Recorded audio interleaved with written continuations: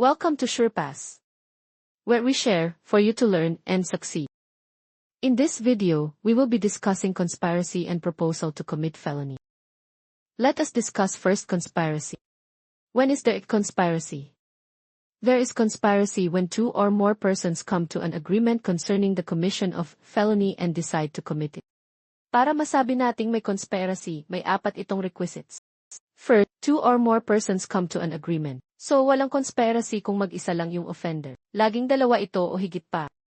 Second, the agreement pertains to a commission of a felony. Hindi lang ito basta-basta usapan ng dalawa o higit pang tao. Dapat ang usapan nila ay gumawa ng krimen. For example, para pumatay, magnakaw o manggahasa.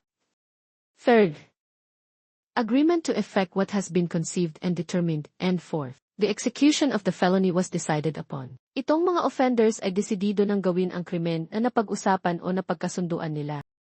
Diba sabi natin sa conspiracy may dalawa o higit pang taong involved o akusado, paano yung criminal liability nila? In conspiracy, the act of one is the act of all and the conspirators shall be held equally liable for the crime. Mere knowledge, acquiescence to, or approval of the act, without cooperation or at least, agreement to cooperate, is not enough to constitute conspiracy.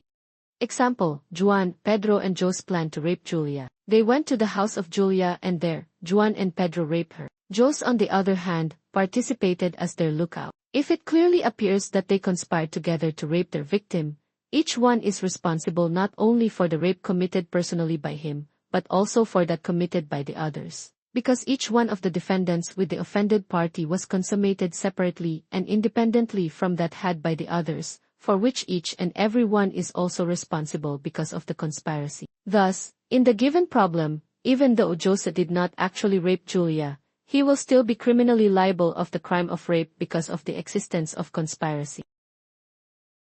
Kailan naman liable ka pa rin as co-conspirator kahit wala ka sa scene of the crime?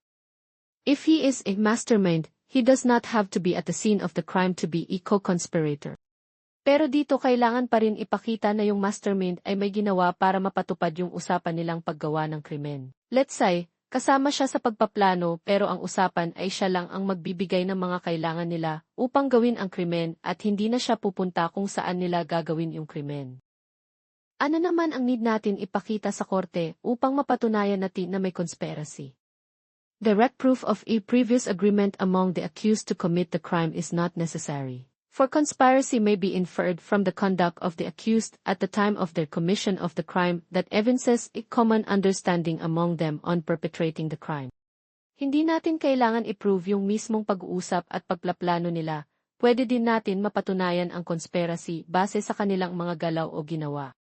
Conspiracy must be established separately from the crime itself, and must meet the same degree of proof, that is proof beyond reasonable doubt.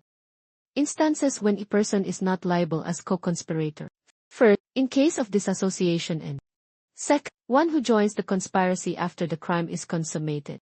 I-discuss natin yung dalawang nabanggit. Disassociation. To exempt himself from criminal liability, conspirator must have performed an overt act to disassociate or detach himself from the conspiracy to commit the felony and prevent the commission thereof. For example, kasama ka sa plano o usapan pero hindi ka sumipot noong gagawin na ang napag-usapan o kaya instead na gawin mo yung napag-usapan ay pinigilan mo silang gawin yung krimen. As conspirator who wants to extricate himself from criminal liability usually performs an overt act to dissociate or detach himself from the unlawful plan to commit the felony while the commission of the felony is in progress. Kung tapos na gawin yung krimen saka ka lang aalis sa conspiracy, wala nang exemption yun, liable ka na as co-conspirator. Next, one who joins the conspiracy after the crime is consummated. One who joins a conspiracy after the felony subject of conspiracy has been completed or consummated is not criminally liable as a conspirator. When a crime has been fully committed, one not already guilty is too late to be share in it, though if it is felony he or she may become an accessory under the Penal Code Article 19. Pagtapos na't saka ka palang magjo-join, hindi ka na conspirator. Next, let us discuss the two forms of conspiracy. There are two forms of conspiracy. First, express conspiracy. Second, implied conspiracy. Express conspiracy. It's a form of conspiracy which requires proof of an actual agreement among all the co-conspirators to commit the crime. Dito may proof talaga tayo na nag-usap sila to commit the crime. Implied conspiracy.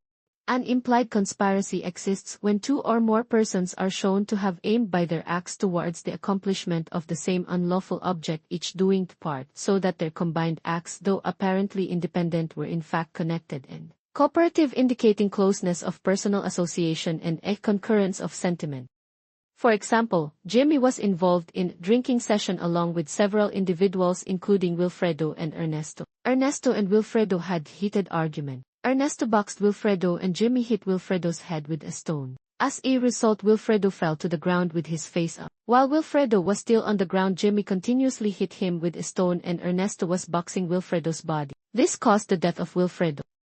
The Supreme Court in the case of People v. Ivasco states that Jimmy and Ernesto were shown to have acted in conspiracy when they assaulted Wilfredo. Although their agreement concerning the commission of the felony and their decision to commit it were not established by direct evidence, the records contained clear and firm showing of their having acted in concert to achieve the common design, that of assaulting Wilfredo. Now let us discuss the two kinds of conspiracy. First, conspiracy as a felony. Second, conspiracy as a manner of incurring criminal liability. Conspiracy as a felony. In this type of conspiracy, the mere conspiracy is the crime itself.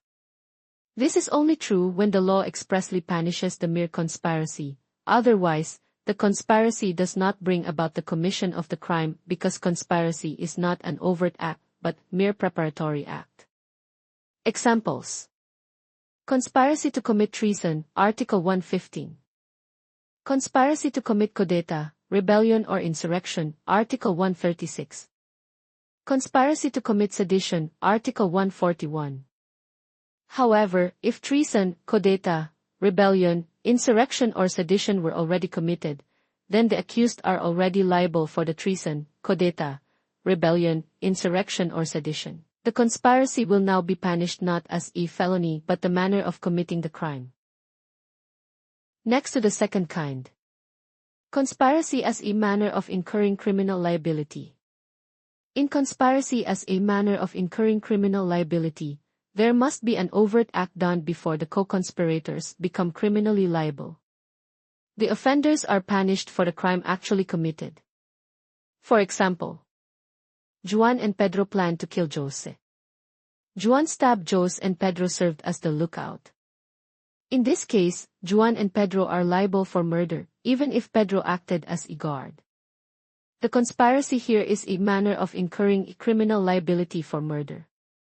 If, however, Juan and Pedro only planned to kill Jose but did not carry out their plan, the conspiracy here will not be punished as there is no law punishing conspiracy to commit murder. Next, let us discuss proposal. Proposal exists when the person who has decided to commit felony proposes its execution to some other person or persons.